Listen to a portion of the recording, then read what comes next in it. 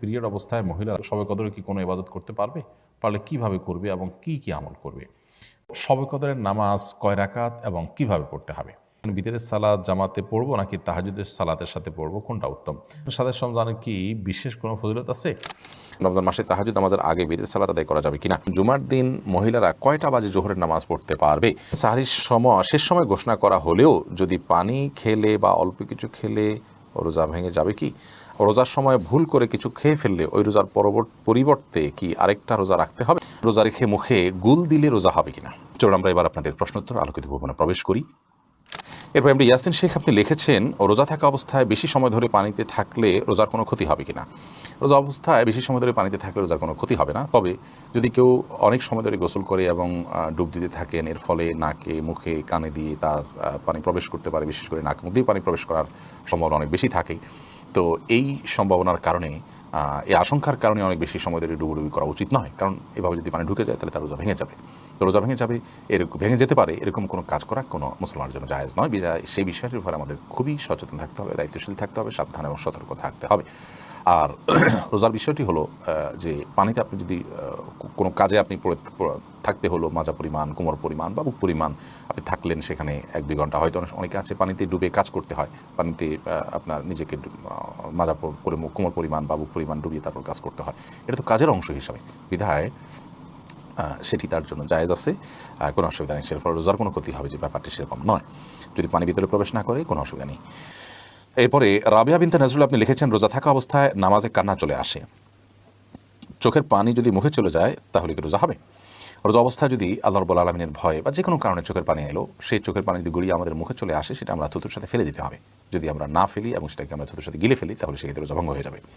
তো এক্ষেত্রে চোখের পানি মুখে আসলে সেটাকে যাতে আমরা না গিলে ফেলি সে বিষয়ে আমাদের সতর্ক থাকতে হবে, ফেলে দিতে হবে সেটা। শিপলু আইডি থেকে আপনি লিখেছেন, রোজা রেখে মুখে গুল দিলে রোজা হবে কিনা? ভাই শিপলু, সাধারণত গুল যেটা যারা গুল খেয়ে থাকেন বা মুখে নিয়ে থাকেন, আমরা দেখি তারা মুখের এক পাশে দিয়ে দীর্ঘ সময় সেটাকে ফেলে রাখেন। তো মুখের এক পাশে গুল দিয়ে যদি ফেলে রাখেন, থুতুর সাথে সেই গুল আপনার পেটে যাবে, একটু হলেও যাবে, অল্প হলেও যাবে, সেই সম্ভাবনা খুবই স্বাভাবিক, যার কারণে এটি জায়েজ হবে না। রোজা রেখে এটি করলে রোজা ভঙ্গ হতে পারে, রোজা ভঙ্গ হবে। রফিক আহমদ আপনি লিখেছেন, তারাবির 4 রাকাত পরপর প্রচলিত যে দোয়াটি পড়া হয় এ সম্পর্কে আপনি বলেছেন এটি হাদিসে নেই, অথচ একজন আলেম দাবি করেছেন এটি হাদিসে আছে, এ ব্যাপারে আপনি কি বলবেন? ভাই রফিক আহমদ, দুঃখজনক যে কথাগুলো ভালো করে অনেকে না শুনেই মন্তব্য করেন, আবার অনেকে শুনেও সেটাকে বিকৃত করেন। আমরা বলেছি তারাবির নামাজে 4 রাকাত পরপর যে দোয়া আমাদের দেশে পড়া হয়ে থাকে, সুবহানাল মুলক ওয়া মালাকুতে শেষ পর্যন্ত, এই দোয়া 4 রাকাত পর, তারাবির পরে 4 রাকাত পরপর এই দোয়া পড়ার কথা হাদিসে নেই। আবারও বলছি, তারাবির 4 রাকাত পরপর এই দোয়া পড়ার কথা কোনো হাদিসে নেই, কোনো জাল হাদিসেও নেই। আবারও বলছি, তারাবির নামাজের 4 রাকাত পরপর এই দোয়া পড়ার কথা কোনো হাদিসে নেই। এই দোয়ার বিভিন্নভাবে এসেছে রুকুর তাসবিহ হিসেবে, সুবহানাল মালাকুতি ওয়াল জাবারুতি, রুকুতে নবী করিম সাল্লাল্লাহু আলাইহি ওয়াসাল্লাম সুবহানাল আযীমের জায়গায় আপনার এই তাসবিহ পাঠ করতেন, এই দোয়া পাঠ করতেন। তো রুকুর তাসবিহকে এনে যদি আপনি 4 রাকাত পরপর যে আমরা বৈঠক করে থাকি, বসে থাকি আরামের জন্য, রেস্টের জন্য, সেই জায়গায় আপনি সেট করেন, তার জন্য আপনার তো প্রুফ লাগবে। যেটা রুকুতে করতে বলা হচ্ছে সেটা আপনি এখানে করছেন, তার ভিত্তিটা কি? সেখানে আমি বলেছি যে কোনো হাদিসের ভিত্তি নেই। তো সে মর্মে যদি কোনো হাদিস থাকে যে হ্যাঁ তারাবির পর 4 রাকাত পরপর এই দোয়া পড়ার কথা বলা হয়েছে, তাহলে সেটা উপস্থাপন করা যেতে পারে। কোনো হাদিস তো নেই। ফতোয়া স্বামীতে আছে, ফতোয়া স্বামীতে থাকার মানে তো হাদিস নয়, ফতোয়া স্বামী তো ফতোয়ার কিতাব। ফতোয়ার কিতাবে যদি কোনো কথা থাকে, কোনো আমলকে সুন্নাহ বলা হয় কথার কথা, কিন্তু হাদিসে তার কোনো প্রুফ না থাকে, তাহলে এটাকে আমরা সুন্নাহ বলতে পারি না। তো আমি যেটা বলেছি এটা পরিষ্কার যে 4 রাকাত পরপর, তারাবির 4 রাকাত পরপর এই দোয়া পড়ার কথা কোনো হাদিসে নেই। অতএব এই দোয়া আছে অন্য কোথাও পড়ার জন্য, সে হাদিস এনে যদি আপনি 4 রাকাত পরপর পড়ার বিষয়টি প্রমাণ করেন, তাহলে সেটা তো অবশ্যই অগ্রহণযোগ্য এবং হাস্যকর হবে। আশা করি বিষয়টি পরিষ্কার হয়েছে। আসসালামু আলাইকুম, আপনি লিখেছেন, রমজানের তারাবির ফজিলত কি? সেই রমজানের তারাবির ফজিলত কি সেই ব্যক্তি পাবে যে এশার ফরজ আদায় করলো এক মসজিদে আর তারাবি অন্য মসজিদে? ইমামের সাথে সালাত শেষ করার অর্থ কি? কোনো কোনো ক্ষেত্রে ইমাম তো সালাতে শুধু ফরজ নিজে পড়ান, বাকি তারাবি অন্য কেউ পড়ায়, অতঃপর তিনি ভিতর পড়ান, এক্ষেত্রে ইমামের সাথে কিয়াম করার স্বরূপ কি? মাঝের তারাবি না পড়ে শুধু ভিতর ইমামের পিছনে পড়া কি এর অন্তর্ভুক্ত? ভাই হাসান হক, হাদিসের যে ভাষ্য সেটা হলো মানসাল এশা মা আল ইমাম, যে ব্যক্তি ইমামের সাথে এশা পড়লো, এরপর ইমাম যাওয়ার পর সে গেল, তার মানে এশা থেকে নিয়ে ইমাম যাওয়া পর্যন্ত সে থাকবে পুরো সালাতে, যত সালাত হবে সেটা তারাবি হোক, বিতির হোক, সবগুলোতে সে অংশগ্রহণ করবে। এই ব্যক্তির জন্য সারা রাত জেগে ইবাদতের সওয়াব লেখা হবে।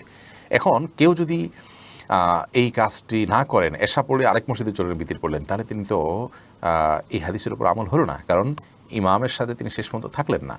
কোনো কারণে তার যাওয়ার প্রয়োজন থাকলে তিনি যেতে পারেন, সেটা জায়েজ আছে, বাট এই সবটা তিনি আর পাচ্ছেন না।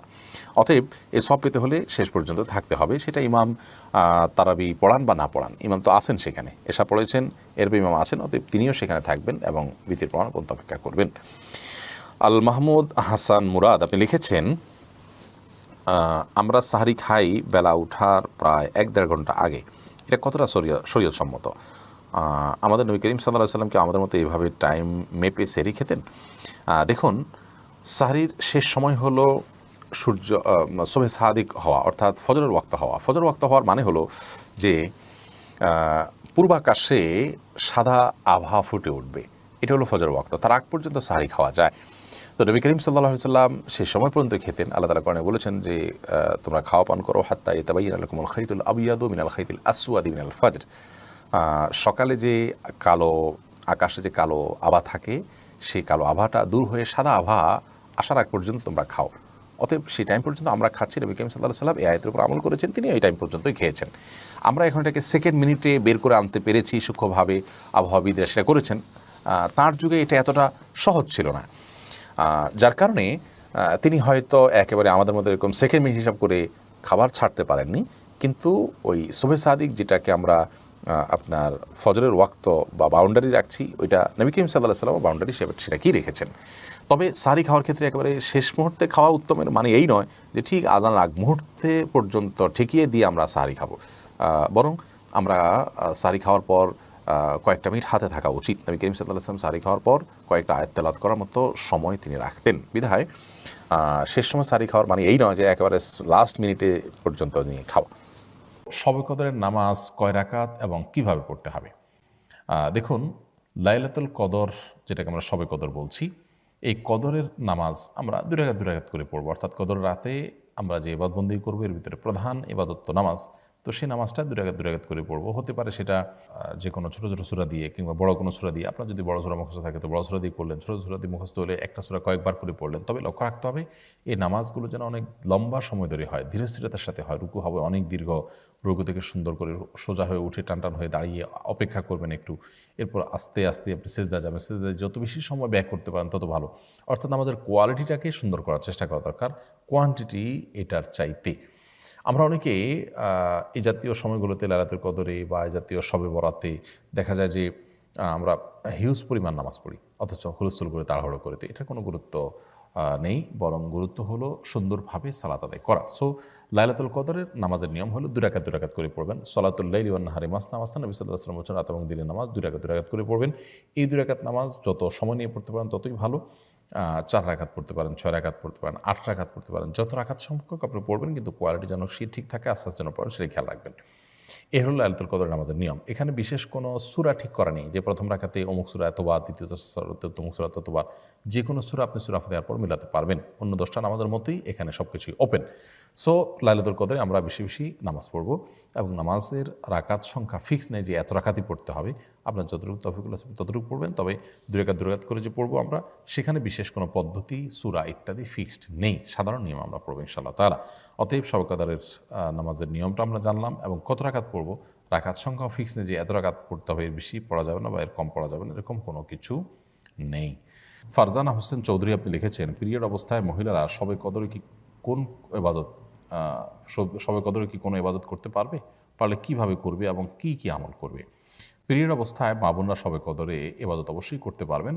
তাদের জন্য যেহেতু নামাজ নিষিদ্ধ, রোজা নিষিদ্ধ, এছাড়া কোরআনে কারিমের তেলাওয়াত স্পর্শ নিষিদ্ধ, এছাড়া বাকি যত ইবাদত আছে সেগুলো তারা করতে পারবেন। সেটা হতে পারে জিকির আজকার, সেটা হতে পারে দোয়া দুরূদ, সেটা হতে পারে আপনার আল্লাহ তাআলার কাছে কায়মের বাক্যে দোয়া করা, প্রার্থনা করা, ইসলামী বই পুস্তক পড়া, সৎ কাজের আদেশ দেওয়া, অসৎ কাজের বাধা প্রদান করা, এরকম আরও যত রকমের ভালো কাজ হতে পারে, দান সাদাকা করা, সেই কাজগুলো তারা করতে পারবেন। কোরআন কারিমের তেলাওয়াত শ্রবণ করা, শোনা, দ্বীনি কোনো কথাবার্তা শোনা, আল্লাহ তাআলার কাছে বিশেষ করে সবচেয়ে বড় গুরুত্বপূর্ণ বিষয় হলো দোয়া করা।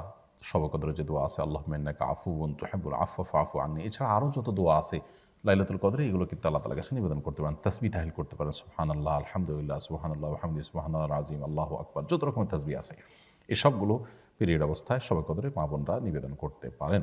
তাতে শবে কদরের যে ফজিলত এবং মর্যাদা মাহাত্ম্য সেটা তারাও লাভ করার সুযোগ থাকছে তাদের জন্য। আব্দুল আহাদ আপনি লিখেছেন, বিতরের সালাত জামাতে পড়বো নাকি তাহাজ্জুদের সালাতের সাথে পড়বো, কোনটা উত্তম? রমজান মাসে বিতরের সালাত জামাতের সাথে পড়াই উত্তম। বিতরের সালাত জামাতের সাথে পড়ে ফেললে ভোর রাতে আপনি চাইলে আবার তাহাজ্জুদও পড়তে পারবেন না তা না, তবে সাধারণ অবস্থাতেই নবী সাল্লাল্লাহু আলাইহি ওয়াসাল্লামের নির্দেশনা হলো যে আলু আখিরা সালাতিকুম বিল্লাইল, ভিতরে তোমাদের রাতের শেষ নামাজ যেন ভিতির হয়। তো এই রাতের শেষ নামাজটা যেন ভিতর হয়, এটা সাধারণ বিধায় সবসময় এটা চেষ্টা করা উচিত। কিন্তু রমজান মাসে যেহেতু সুন্নাহ হলো, সাহাবা ইকরাম এবং খোলাফায়ে রাশিদিন সুন্নাহ হলো তারাবির সাথে ভিতির পড়া, অতএব আমরা সেটাই করব। এরপরে ভোর রাতে কেউ তাহাজ্জুদ পড়তে চাইলে সেটাও পড়া যাবে, সেটা অপশনের কারণে, অর্থাৎ এটি মূল বিধান নয়। তবে যেহেতু রমজান মাসে আমরা তারাবি পড়ার পর ভিতির পড়ার পর আবার সুযোগ থাকছে ভোর রাতে তাহাজ্জুদ পড়া, সেটা আমরা চাইলে করতে পারি। আরিফুর রহমান লিখেছেন, ২৭ রমজানে কি বিশেষ কোনো ফজিলত আছে? ২৭ রমাদানকে আমাদের দেশে মানুষ শবে কদর বলে, সেজন্য এটাকে এত গুরুত্বের সাথে আমাদের দেশে উদযাপন করা হয়। যদিও নবী করিম সাল্লাল্লাহু আলাইহি ওয়াসাল্লাম লাইলাতুল কদর সম্পর্কে, শবে কদর সম্পর্কে বলেছেন, তাহারু লাইলাতুল কদর ফিল বিত্রি মিনাল আশরিল আওয়াখির মিন রমাদান, রমজানের শেষ দশকের বেজোড় রাতগুলোতে বিশেষভাবে তোমরা লাইলাতুল কদর তালাশ করো। তো তিনি নির্দিষ্ট কোনো রাতের কথা বলে দেননি। সো ২৭ তারিখকেই একমাত্র হলফ করে লাইলাতুল কদর বলাটা এটা আমাদের ভুল। তবে এটা ঠিক, এটা সম্ভাব্য, জোরালো সম্ভাব্য একটা লাইলাতুল কদরের রাত। কারণ হলো নবী সাল্লাল্লাহু আলাইহি ওয়াসাল্লাম রমজানের শেষ দশকের প্রত্যেকটা রাতে ইবাদতবন্দি করার পাশাপাশি বেজোড় রাতগুলোতে বিশেষ ইবাদতবন্দি করতেন। আর ২৭তম রজনীকে লাইলাতুল কদর হওয়ার সম্ভাবনা বিভিন্ন বর্ণার আলোকে বোঝানো হয়েছে। এই কারণে শুধু লাইলাতুল কদর ২৭তম রজনীকেই লাইলাতুল কদর বা শবে কদর না বলে আমরা সম্ভাব্য এবং জোরালো সম্ভাব্য শবে কদরের রাত বা শবে কদর হিসাবে বলতে পারি আপনার ২৭তম রজনীকে। এমনি রাসেল রানা আপনি লিখেছেন, ইমাম পেছনে নামাজ আদায়ের সময় ইমাম যে তাকবীর দিবেন, মুক্তাদিদেরও কি সেই তাকবীরগুলো দিতে হবে? ইমামের পেছনে সালাত আদায় করার সময় ইমামের পাশাপাশি আপনিও তাকবীর দিবেন, এটা সাধারণ উঠা বসা তাকবীরগুলো, এটা সুন্নাহ, যদিও প্রথমটা একেবারে ফরজ। অতএব ইমামের পিছনে আপনাকে তাকবীর দিতে হবে। আমিনা পাটোয়ারি আপনি লিখেছেন, অনেক সময় ফজর আজানের আগেই নামাজ পড়ে ফেলি ঘুমের জন্য, এটি কি নামাজ হবে? বোন আমিনা, ফজরের ওয়াক্ত হওয়ার আগেই যদি আপনি নামাজ পড়ে ফেলেন তাহলে নামাজ হবে না। আজান যদি ওয়াক্ত হওয়ার পরে মুয়াজ্জিন সাহেবরা দেয়, আপনি শিওর হলেন যে হ্যাঁ এতটা এত মিনিটে ওয়াক্ত হয়, আপনি তারপরে নামাজ পড়লেন, তাহলে নামাজ হয়ে যাবে। আর যদি যেই টাইমে নামাজ হওয়ার কথা ঠিক তার আগে নামাজ পড়েন, তাহলে সেক্ষেত্রে সেই নামাজ আপনাকে পুনরায় পড়তে হবে। কারণ আল্লাহ সুবহানাহু ওয়া তাআলা কোরআনে কারিমে বলেছেন, ইন্না সলাতা কানাত আলাল মুমিনিনা কিতাবাম মাওকুতা, নিশ্চয়ই সালাত ইমানদারদের জন্য নির্দিষ্ট সময়ে পড়াটাকে অপরিহার্য করা হয়েছে। সো সেই কাজটি আমাদের করতে হবে। এমডি এমন হুসাইন আপনি লিখেছেন, কিভাবে আল্লাহর পথে ফিরে আসতে পারি এবং আল্লাহর পথে নিজেকে ধরে রাখতে পারি? দেখুন, আল্লাহর দিকে ফিরে আসার জন্য দরকার হলো ঐকান্তিক প্রচেষ্টা, সিরিয়াসনেস, দিলের গভীর থেকে মানুষের সদিচ্ছা। আল্লাহ সুবহানাহু ওয়া তাআলা বলেছেন, ওয়াল্লাযীনা জাহাদু ফিনা লানাহদিয়ান্নাহুম সুবুলানা, যারা আমার পথে আসার জন্য আপ্রাণ চেষ্টায় রত থাকে, আল্লাহ বলেছেন তাদেরকে অবশ্যই আমি আমার পথে আসার বহুমুখী পথ দেখিয়ে দিব। এই জন্য আল্লাহর পথে আসার জন্য সিরিয়াসনেস থাকা দরকার, সর্বোচ্চ চেষ্টা থাকা দরকার, এবং সেই সাথে আল্লাহ সুবহানাহু ওয়া তাআলার কাছে দোয়া, পরিপূর্ণ মনোনিবেশ এবং আল্লাহর কাছে আমাদের প্রার্থনা করা উচিত। তাহলে ইনশাআল্লাহ দিনের পথে ফিরে আসা সহজ হবে। সেই সাথে দিনের পথে টিকে থাকার জন্য আমাদের প্রয়োজন হলো দিনদার মানুষদের একটা ভালো সার্কেল, একটা ভালো পরিবেশ, একটা ভালো বন্ডিং এবং সোসাইটি। এটা যদি আমরা মেনটেন করতে পারি তাহলে দিনের উপর টিকে থাকার তুলনামূলক সহজ হয়। সেই সাথে আল্লাহ তাআলার কাছে আমরা দোয়া করবো, আল্লাহুম্মা ইয়া মুকাল্লিবাল কুলুব, হে অন্তর পরিবর্তনকারী, সাব্বিত কলবি আলা দীনিকা ওয়া তাআতিকা, আপনার দ্বীনের উপর, আপনার আনুগত্যের উপর আমার অন্তরকে আপনি স্থির করে দিন, টিকিয়ে দিন, আমি যেন এটার উপর টিকে থাকতে পারি। সেজন্য আল্লাহ তার কাছে দোয়া করব। কোরআনের একটা আয়াত আছে, আমরা সেটা দোয়া করতে পারি, রব্বানা লা তুযিগ কুলুবানা বা'দা ইয হাদাইতানা ওয়া হাব লানা মিন লাদুনকা রাহমা ইন্নাকা আনতাল ওয়াহ্হাব। এই দোয়াগুলো আল্লাহ সুবহানাহু ওয়া তাআলার কাছে আমরা নিবেদন করতে থাকবো ইনশাআল্লাহ, দিনের উপর টিকে থাকার প্রয়োজনে। আল্লাহ আমাদেরকে তৌফিক দান করুন। এরপরে প্রশ্ন হলো, রমজানের শেষ দশকের গুরুত্বপূর্ণ দিনগুলো অতিবাহিত হচ্ছে, এই দিনগুলোতে আমাদের কী করা উচিত? রমজানের শেষ দশকের ৫টি দিন অতিবাহিত হচ্ছে, আর সামান্য কয়েকটা দিন বাকি আছে। প্রিয় নবী সাল্লাল্লাহু আলাইহি ওয়াসাল্লাম রমজানের শেষের দিকে সেই ইবাদত বন্দেগীর পরিমাণ আরও বাড়িয়ে দিতেন। বিশেষ করে রমজানের শেষ দশকের প্রত্যেকটা দিন এবং প্রত্যেকটা রাত তার কাছে খুবই গুরুত্বপূর্ণ ছিল। কানা ইয়াজতাহিদু ফীহি মা লা ইয়াজতাহিদু ফী গায়রি, তিনি এই দশকে ইবাদত বন্দেগীর জন্য যত বেশি চেষ্টা এবং সাধনা করতেন, অন্য কোনো সময় ইবাদত বন্দেগীর জন্য এত সাধনা, এত চেষ্টা এত পরিশ্রম তিনি করতেন না। এই জন্য একজন ইমানদার হিসাবে রমজানের শেষ দশকের অবশিষ্ট দিনগুলোতে আমাদের এবাদত বন্দিগিতে অনেক বেশি নিমগ্ন থাকা উচিত। প্রিয় নবী সাল্লাল্লাহু আলাইহি ওয়াসাল্লাম রাত জুড়ে এবাদত বন্দি করতেন, রাত জুড়ে জেগে থাকতেন রাত জুড়ে, এবং পরিবার লোকদেরকে জাগিয়ে তুলতেন, রমজানের শেষ দশকে ইতিকাফ করতেন, এবং তিনি এই দশকে যে পরিমাণ ইবাদত করতেন তার জীবনে অন্য কোনো সময় করতেন না। তো প্রিয় নবী সাল্লাল্লাহু আলাইহি সাল্লামের এই আমলটা আমাদের মধ্যে থাকা উচিত। বিধায় অবশিষ্ট সময়গুলোকে আমাদের কাজে লাগানো দরকার। ঈদের কেনাকাটা কিংবা গ্রামে যাওয়ার ব্যস্ততা যেন আমাদের রমজানের শেষ মুহূর্তের ইবাদত বন্দেগী থেকে আমাদেরকে দূরে সরিয়ে না দেয়। আমরা অনেকেই খুব দুর্ভাগ্যজনকভাবে রমজানের শেষের দিনগুলোকে আমরা নষ্ট করে ফেলি, অথচ এই দিনগুলোর গুরুত্ব আরও বেশি এবং মর্যাদা আরও অনেক বেশি। লাইলাতুল কদর এই দশকের মধ্যেই রয়েছে। সো এই দশককে আমরা সর্বোচ্চ ইবাদতের মধ্যে কাটাবার চেষ্টা করি। আল্লাহ আমাদের সবাইকে সেই তৌফিক দান করুন।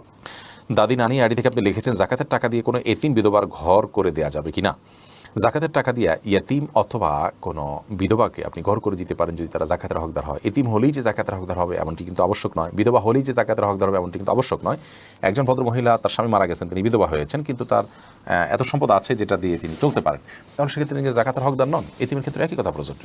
যাই হোক, তো এতিম বা বিধবা যদি জাকাতের হকদার হয়, তাদের যে সম্পদ আছে বা উপার্জন হয় তা দিয়ে তাদের সংসার চলতে কষ্ট হয়, এরকম যদি হয়, তাহলে সেক্ষেত্রে আপনি তাদেরকে জাকাতের টাকা দিতে পারেন। জাকাতের টাকা না দিয়ে তাদের ঘরের নিড থাকে, যে তাদের নিরাপদে থাকার মতো কোনো ঘর নেই, সে প্রয়োজন থাকে, এবং টাকা দিলে তারা হয়তো নষ্ট করে ফেলবে, আপনি তত্ত্বাবধান করে তাদের হয়ে ঘর নির্মাণ করে দিলে জাকাতের টাকা দিয়ে এটা জায়েজ হবে। এমডি তানজিরুল আমিন আপনি লিখেছেন, কোনো হিন্দু ব্যক্তি ইফতারের দাওয়াত দিলে তার বাসায় গিয়ে ইফতার করা যাবে কিনা? যদি হালাল কোনো খাবার দেন ইফতারে কোনো হিন্দু, আপনি সেটা গ্রহণ করতে পারেন। মিফতাহুল জান্নাতি আড়ি থেকে আপনি লিখেছেন, সর্বনিম্ন কত নগদ অর্থ বা স্বর্ণ থাকলে জাকাত ফরজ হয়? দেখুন, এটা যেহেতু স্বর্ণ এবং রূপার উপরে নির্ভর করে, এই জন্য স্বর্ণ এবং রূপার মূল্য যেহেতু উঠানামা করে, এই জন্য ফিক্সড অ্যামাউন্ট বলাটা জটিল।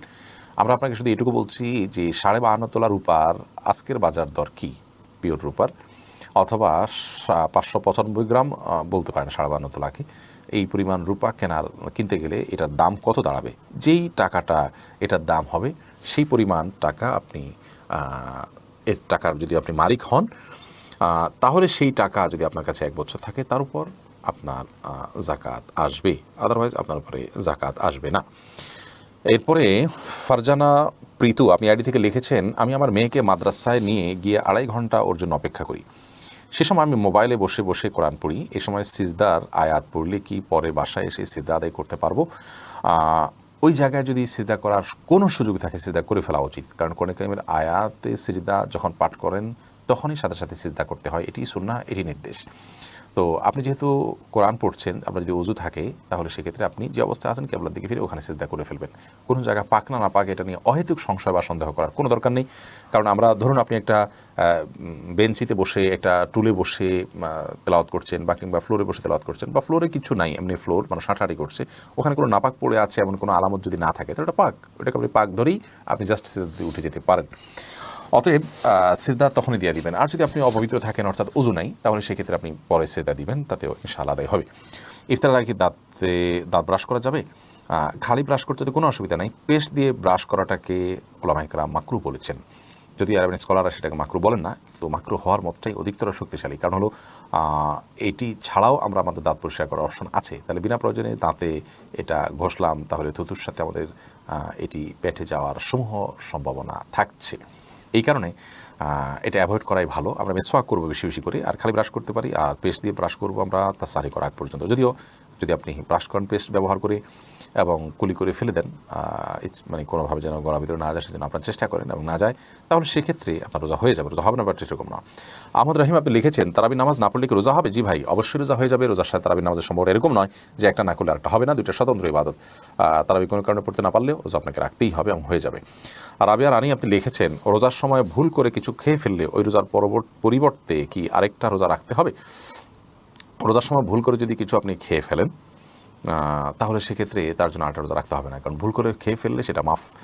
এবং এক্ষেত্রে আপনার বিভিন্ন হাদিসের সুস্পষ্ট বক্তব্য রয়েছে, যার কারণে রোজা রেখে রোজার কথা আপনার মনে নেই, আপনি খাচ্ছেন, হঠাৎ মনে হলো, তারপর আর খাওয়া ছেড়ে দিয়েছেন, মনে হওয়ার পর আর আপনি গিলেন নেই, তাহলে সেক্ষেত্রে আপনার এই রোজা ভঙ্গ হবে না এবং এর কারণে আরেকটা রোজা রাখতে হবে না। নুহা আলী আপনি লিখেছেন, রোজা রেখে শুধুমাত্র নাকে ব্যবহারের জন্য স্প্রে করা যাবে কিনা? দেখুন, নাকে স্প্রে করলে সেটা তো আমাদের গলায় যাওয়ার সমূহ আশঙ্কা আছে, সেজন্য আপনি এটা করবেন না রোজা রেখে। আহমেদ বাশির আপনি লিখেছেন, আমি আজকে অসুস্থতার কারণে রোজা রাখতে পারিনি, আমি কি করব? অসুস্থতা যদি এই লেভেলের হয় যে রোজা রাখার মতো ক্ষমতা আপনার নাই, আপনি অসুস্থ হয়ে পড়বেন, রোজা কন্টিনিউ করলে ভয়ঙ্করভাবে এবং মৃত্যু বা অঙ্গহানি বা সিরিয়াস কোনো কষ্ট হবে যেটা অসহনীয় পর্যায়ে থাকবে, এই আশঙ্কা যদি আপনি রোজা ভাঙতে হয় বা রোজা রাখতে হয়, তাহলে সেই রোজাটা আপনাকে রমজানের পর রেখে দিতে হবে। তার জন্য কোনো কাফারা বা অন্য কোনো ক্ষতিপূরণ দিতে হবে না, শুধুমাত্র যেই রোজা ভাঙা পড়বে সেই রোজা রেখে দিলেই হবে। একটা ভাঙা পড়লে একটা, দুইটা ভাঙা পড়লে দুইটা রেখে দিবেন। এরপর সাব্বির হোসেন আপনি লিখেছেন, রমজান মাসে ভিতরে সালাদ কি ইমামের পিছনেই পড়তে হবে নাকি একাও পড়া যাবে? একাও পড়তে পারেন, কোনো অসুবিধা নেই, ইমামের পিছনে পড়তে হবে, বাধ্যবাধকতা নাই। তবে ওই যে ফজিলত পেতে হলে ইমাম যাওয়া পর্যন্ত আপনাকে অপেক্ষা করতে হবে। রাত জেগে বা ফজিলত পেতে হলে ইমামকে নামাজে রেখে আপনি চলে যাবেন, এটা হবে না। বরং আপনি প্রয়োজনে অপেক্ষা করতে পারেন, মধ্যে বুঝি কি রাস্কাত দোয়া পড়লেন, এরপর বৃত্তির শেষে সবাই যখন গেল আপনি তখন বের হলেন। এরপরে কাশফি ইসলাম লিখেছেন, আমার মেয়ের বয়স 11 বছর 4 মাস, আমার মেয়ের রোজা কি ফরজ হয়েছে? মেয়ের প্রতি মাসে পিরিয়ড হয়। জি বোন, অবশ্যই আপনার মেয়ের রোজা ফরজ হয়েছে, তাকে রোজা রাখতে হবে। এমনি মিজানুর রহমান মিজান লিখেছেন, রমজান মাসে তাহাজ্জুদ নামাজের আগে বিতির সালাত আদায় করা যাবে কিনা? সর্বাবস্থায় বিতির নামাজ সর্বশেষে পড়তে হবে। আপনি তারাবির পরে যদি রাতে তাহাজ্জুদে আরও কিছু নামাজ পড়বেন আপনার ইচ্ছা থাকে, তাহলে সেক্ষেত্রে আপনি শেষে বিতির পড়বেন। শ্বশুর শাশুড়িকে কি আব্বা আম্মা ডাকা যাবে? জি, শ্বশুর শাশুড়িকে আপনি আব্বা আম্মা ডাকতে পারেন, এটার রূপক অর্থে ডাকছেন সেই অর্থে ডাকতে পারেন। আপনি তাদেরকে তার অরিজিনাল আব্বা বাবা মা আপনার জন্মদাতা সেই অর্থে ডাকছেন না, যার কারণে এটা জায়েজ হবে, কোনো অসুবিধা নেই। এমডি এজাজ আহমেদ আপনি লিখেছেন, রোজা অবস্থায় কি রক্তদান করা যাবে? অনেক জায়গায় রক্তদান করতে গেলে বলা হয় যে তুমি 4 ঘন্টা আগে খেতে হবে, পান করতে হবে, না রক্ত নেওয়া হবে না। এরকম যদি হয় তাহলে রক্তদান করা যাবে না রোজা অবস্থায়।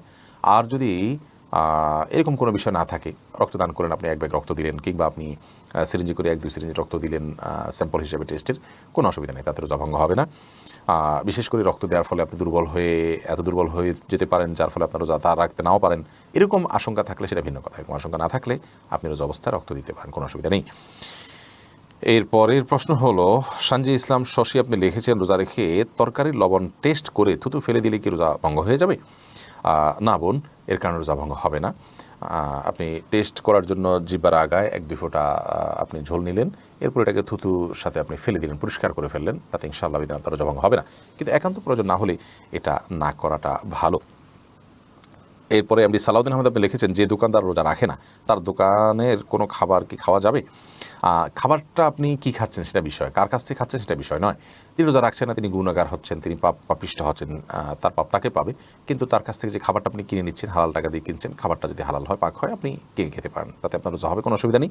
তবে একজন রোজাদার একজন বেরোজদার দুজন যদি পাশাপাশি থাকেন এবং 2টা দোকান থাকে, তাহলে আপনি রোজাদারের কাছ থেকে একজন ভালো মানুষের কাছ থেকে কেনার চেষ্টা করবেন, এই অর্থে এই জন্য যে তাতে একজন ভালো মানুষকে সহায়তা করার যে সওয়াব সেটি আপনি লাভ করলেন এবং অর্জন করলেন।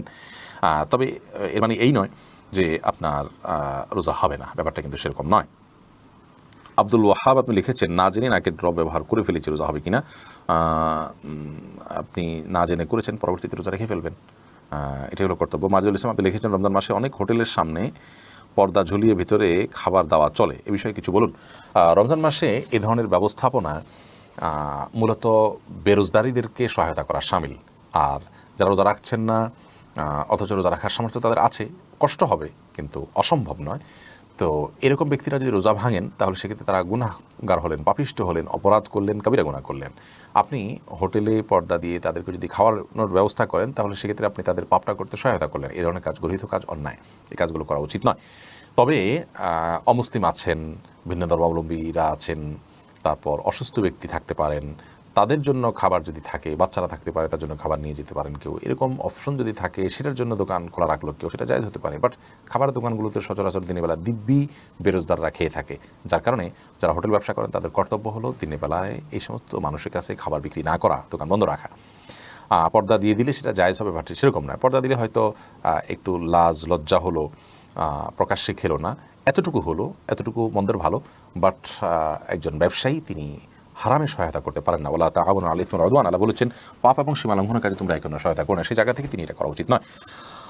সাউদা উম্মে হাবিবা আইরিন আপনি লিখেছেন, জুমার দিন মহিলারা কয়টা বাজে জোহরের নামাজ পড়তে পারবে? জোহরের ওয়াক্ত হওয়ার পরেই পড়তে পারবে। মসজিদে জুমার নামাজের জামাত হওয়ার পরেই পড়তে হবে এমনটি অনেকে মনে করেন, অথচ এমনটি কোনো আবশ্যক নয়। আপনি চাইলে জুমার নামাজের আগেও অর্থাৎ ওয়াক্ত হয়ে গেছে জোহরের 12টা 1 মিনিটে আজকে জোহর ওয়াক্ত হয়ে গেছে, এরপর থেকে আপনি বাসায় জোহর পড়তে পারেন। জাকিয়া হোসেন আপনি লিখেছেন একজন নারী কতটুকু স্বর্ণ ব্যবহার করতে পারবেন আর কতটুকু হলে জাকাত দিতে হবে? দেখুন, ব্যবহারের স্বর্ণে জাকাত দিতে হবে, এটাই অধিকতর শক্তিশালী মত। যদি অনেক ওলামা ইকরাম বলেছেন ব্যবহারের স্বর্ণে জাকাত দিতে হবে না। অতএব আপনি কতটুকু স্বর্ণ ব্যবহার করছেন এটা ইস্যু নয়, আপনি যতটুকু স্বর্ণ ব্যবহার করছেন এটা নেশাবে পড়ছে কিনা, নেশাবে পড়লে আপনাকে জাকাত দিতে হবে, সেটা কম হোক আর বেশি হোক, যদি নেশাবে হয় আপনাকে জাকাত দিতে হবে। তাহিয়া আপনি লিখেছেন সাহরির সময় শেষ সময় ঘোষণা করা হলেও যদি পানি খেলে বা অল্প কিছু খেলে রোজা ভেঙে যাবে কি? আর সাহরির সময় শেষ, এটা যদি আপনি নিশ্চিত হন টাইম শেষ হয়ে গেছে, তারপরে যদি আপনি পানি অথবা মেডিসিন বা যাই খান, অল্প যদি খান, তাতে রোজা ভাঙা হবে এবং এই রোজাটা আপনাকে পরবর্তীতে রেখে দিতে হবে। সাহরির জন্য মাইকে ডাকাডাকি করা কি ইসলাম শরিয়া কীভাবে দেখে? ইসলাম শরিয়াকে আমি যতটুকু বুঝেছি সে আলোকে বলতে পারি যে সাহরির জন্য মাইকে ডাকাডাকি করা আমাদের বর্তমান প্রেক্ষাপটে আমাদের সমাজের জন্য কোনো ভালো কাজ নয়। তবে কোনো জায়গায় যদি এরকম হয় যে মাইকে ডাকাডাকি না করলে মানুষ উঠতে পারবে না, রোজা রাখতে পারবে না, এটা তাদের জন্য বরং হেল্পফুল হবে ডাকাডাকি করাটা, তাহলে সেটা সেখানে বিধেয় এবং জায়েজ হতে পারে। আজকাল বেশিরভাগ ঘরেই অ্যালার্ম সিস্টেম আছে, প্রত্যেকটা ঘরেই মোবাইল আছে একাধিক, এবং মোবাইল সেটগুলোতে অ্যালার্ম দেওয়ার ব্যবস্থা আছে, অন্যকে ফোন কল দিয়ে ডেকে দেওয়ার ব্যবস্থা আছে। এরপরেও যদি মসজিদে ডেকে দিতে হয় সেটা খুব হালকাভাবে ডেকে দেওয়া যেতে পারে। দীর্ঘ সময় পর্যন্ত মসজিদের মাইকে চিৎকার করে নাশিদ বা ইসলামী সঙ্গীত গাওয়া, কোরআন কারীমের তেলাওয়াত করা বা মানুষকে ডাকা, এটি নানা কারণে অনুচিত। প্রথমত অমুসলিম বা যারা অসুস্থ বা শিশু যারা রোজা রাখবেন না তাদের ঘুম ভাঙার কারণ হয়।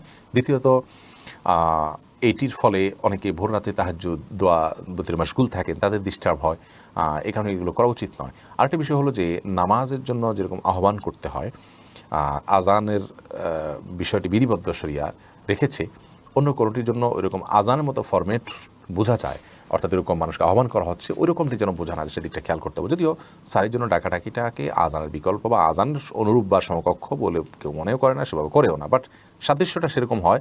এবং এক্ষেত্রে মূল বিষয়টা হলো মানুষের বিরক্ত হওয়ার এবং মানুষের কষ্ট হওয়ার, এই জন্য এটাকে বিবেচনা রাখা উচিত আমাদের। মিনি বয় করিম আপনি লিখেছেন ফিতরা আদায়ের সঠিক নিয়ম জানতে চাই, সঠিক সময় জানতে চাই। ফিতরা আদায়ের সঠিক সময় হলো চাঁদ উঠেছে শাওয়াল মাসের, অর্থাৎ ঈদের চাঁদ উঠেছে তখন থেকে নিয়ে ঈদের নামাজের আগ পর্যন্ত, এই টাইমটার মধ্যে, রাতের মধ্যে, সকালের আগে আগে আপনি গরিবের কাছে পৌঁছাবেন, এটা হলো ফিতরা আদায়ের মূল টাইম। এই সময়ের মধ্যে এত অল্প সময় শর্ট টাইমে ফিতরা আদায় করা যদি কঠিন হয় মনে হয়, তাহলে 2-1 দিন আগেও ফিতরা আদায় করাকে জায়েজ বলেছেন ফুকাহায়ে কেরাম। তবে কোনো অবস্থাতেই ঈদের নামাজের পরে আদায় করলে সেটি জায়েজ হবে না, যেহেতু হাদিসে সুস্পষ্টভাবে এবারে বক্তব্য রয়েছেন, নবী সাল্লাল্লাহু আলাইহি ওয়াসাল্লাম বলেছেন ফামান আদ্দাহা ক্বাবলাল সালাহ, যে ব্যক্তি ঈদের নামাজের আগে ফিতরা আদায় করলো ফাহিয়া মাকবুলাহ, তাহলে সেটি ফিতরা হিসেবে আল্লাহর কাছে গ্রহণযোগ্য হবে ইনশাআল্লাহ। আর ওয়ামান আদ্দাহা বাদাস সালাম, যে ব্যক্তি ঈদের পরে আদায় করবে, ঈদের নামাজের পরে, ফাহিয়া সাদাকাত মিনাস সাদাকাত, তাহলে সেটা অন্য 10টা সাদকার মতো একটা সাদকা বা দান হবে, এটা কোনো ফিতরা হিসাবে বিবেচিত হবে না। এমনি মুস্তাফিজুর রহমান আপনি লিখেছেন রোজা রাখা অবস্থায় যদি কোনো ব্যক্তি মারা যায় তাহলে কি তার জন্য বিশেষ কোনো ফজিলত রয়েছে? রমাদান মাসে কবর রাজা আপনার জাহান্নাম বন্ধ থাকে, সেজন্য সুধারণা করা যায় আল্লাহ তাআলা তার প্রতি রহম করবেন, এটুকু, কিন্তু নিশ্চিতই কিছু বলা তো কঠিন। বোরহানুদ্দিন আপনি লিখেছেন রোজার নিয়ত কি মুখেই করা লাগবে? না, নিয়ত মানে ইচ্ছা করা, এটা অন্তরের বিষয়। আপনি অন্তরে রোজা রাখছেন, আপনার সেই ইচ্ছা আছে, আপনি জানেন আপনি রোজা রাখছেন, এটাই যথেষ্ট, এটাই মনোনিয়ত। এরপরে সাজিদুর রহমান লিটন আপনি লিখেছেন রোজা থেকে ঘুমের মধ্যে স্বপ্নে কিছু খেতে দেখলে কি রোজা নষ্ট হবে? না, স্বপ্নে কিছু খেতে দেখলে রোজার কোনো ক্ষতি হবে না, কারণ আপনি তো বাস্তবে খান নাই, স্বপ্নে খেয়েছেন। অতএব স্বপ্নে যা কিছু হয় এটা কোনো হিসেব হয় না। স্বপ্নে আপনি একজনকে খুন করেছেন, স্বপ্নে আপনি জেনা করেছেন, আল্লাহ মাফ করুক, স্বপ্নে আপনি খেয়ে ফেলেছেন রোজা রেখে, এগুলো সব স্বপ্নে দেখেছেন, যেহেতু বাস্তবে যেহেতু করেননি, অতএব এগুলোর কারণে আপনার রোজার কোনো ক্ষতি হবে না, এগুলোর কারণে কোনো দায় আপনাকে নিতে হবে না। শারমিন আক্তার আপনি লিখেছেন রোজা রাখা অবস্থায় কি মুখে স্নো পাউডার ব্যবহার করা যাবে? যাবে, কোনো অসুবিধা নেই, কারণ রোজার কোনো ক্ষতি হবে না। তবে আপনার ঠোঁট হয়ে এটা যেন মুখে না যায় সেটা যেন আপনি চেষ্টা করবেন। মাহিরুদ্দিন আপনি লিখেছেন তারাবি নামাজ 1 রাকাতে মাসবুক হলে ইমামের সাথে সালাম ফিরাবো নাকি 1 রাকাতে দাঁড়িয়ে পড়বো? 1 রাকাত পাননি, আর 1 রাকাত পেয়েছেন, তাহলে ইমাম সালাম ফিরিয়ে ফেলেছে, আপনি দাঁড়িয়ে 1 রাকাত পড়বেন, পড়ে সালাম ফিরিয়ে ফেলবেন। জান্নাতুল ফেরদাউস আপনি লিখেছেন রোজা অবস্থায় খুব বেশি শ্বাসকষ্ট হলে কি ইনহেলার নিতে পারবো? খুব বেশি শ্বাসকষ্ট হলে আপনার ধৈর্য ধরতে পারছেন না, এরপর আপনি ইনহেলার নিতে পারেন, কোনো অসুবিধা নেই।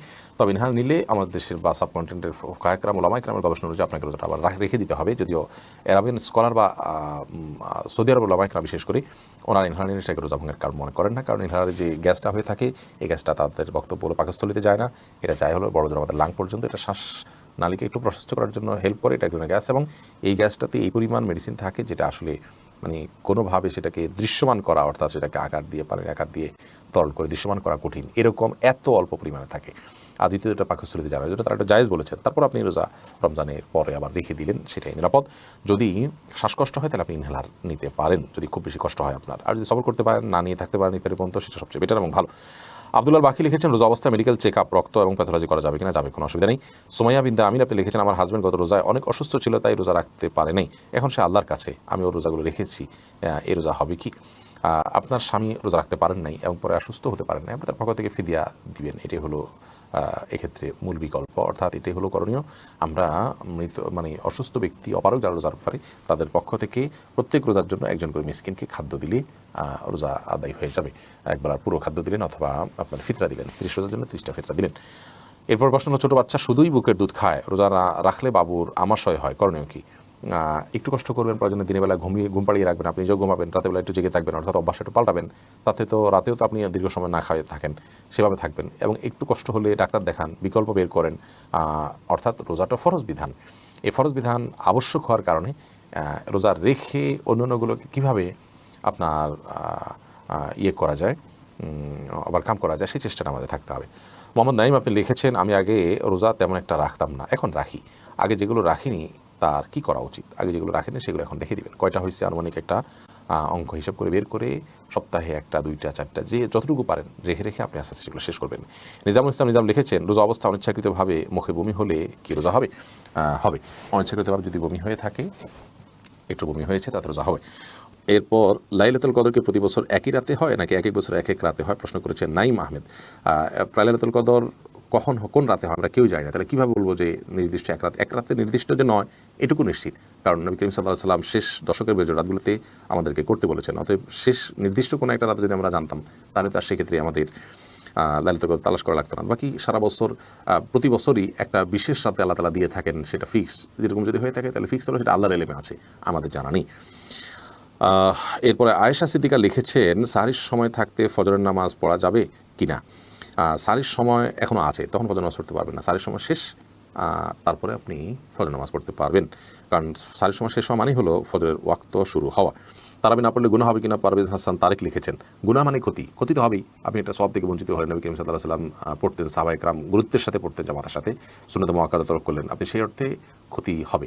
কিন্তু এর কারণে কাবিরা গুনাহ হওয়ার, যেটা বড় পাপ হওয়া, বড় অপরাধ হওয়া, শাস্তি হওয়া আল্লাহর কাছে কিয়ামতের ময়দানে, এরকম কোনো কিছু হবে না। কিন্তু এটা পাপ এবং অপরাধ, আপনার ক্ষতি তো অবশ্যই হবে। এটা ক্ষতি তো অবশ্যই হবে, অপরাধ এর মানে অপরাধ বলতে আমরা কবিরা গুনাহ যেটা বুঝিয়ে থাকি সেটা না হলেও, অতএব ইচ্ছাকৃত এটা না পড়ে থাকা উচিত নয়। এরপরে আয়েশা সিদ্দিকা ছোট বাচ্চা থাকা 20 রাকাত তারাবি নামাজ পড়তে পারে, কষ্ট হয়, সেক্ষেত্রে নামাজ কমিয়ে পড়া যাবে কিনা? কখন আপনি অসুবিধা হলে কম পড়লেন, কোনো অসুবিধা নেই।